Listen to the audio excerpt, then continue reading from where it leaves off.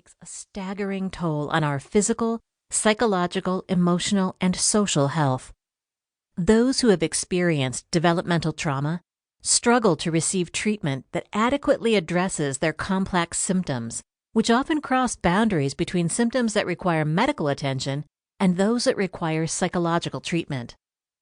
This book's primary purpose is to educate those who work with developmental trauma and enumerate the dynamics that cause deep somatic changes for those who have experienced early challenges in life.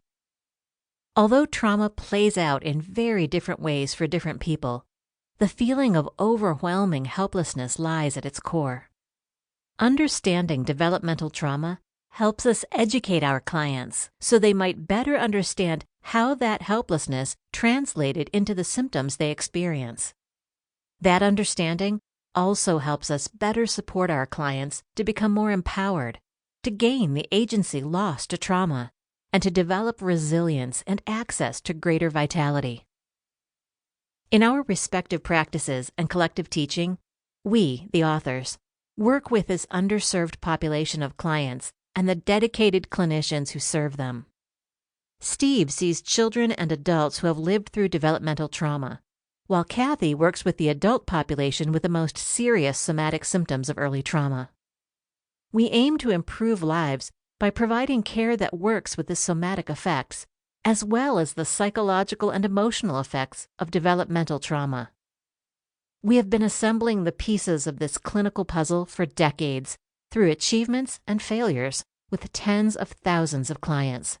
This book provides information from different disciplines that each hold distinct parts of the puzzle that helps us better understand how developmental trauma impacts clients. Those areas of thought include attachment theory, Porges' polyvagal theory and other neuroscience research, traumatic stress research, somatic interventions for developmental trauma, child development theory. Utilizing our 50 years of combined clinical and teaching experience, Nurturing Resilience offers an introduction and foundational framework for mental health therapists and other care providers seeking more effective means for responding to people whose bodies or spirits have been altered by developmental trauma and attachment difficulties. This book is an introduction to a rich, compassionate approach that combines the best of today's research on the physiology of trauma and attachment in a new and profoundly effective way, one that takes a positive approach to the potential for the development of resilience, even for those with severe early challenges. The somatic approach we have developed synthesizes models, theories, and treatments in such a way that clients struggling with the effects of their earliest challenges are nurtured in all aspects of their healing.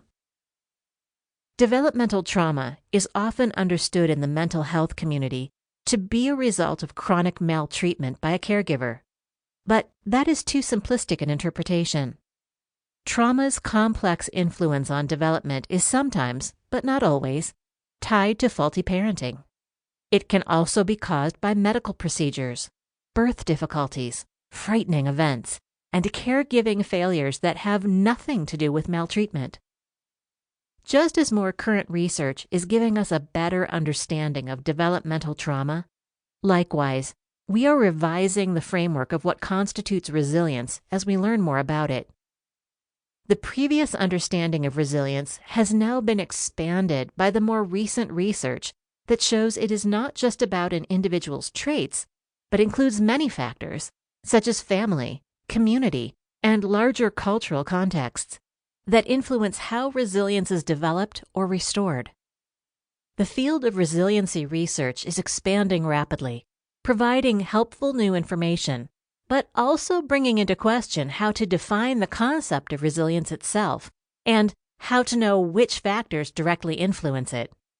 For our purposes in this book, we can define resilience as the ability to achieve positive outcomes, mentally, emotionally, socially, spiritually, despite adversity.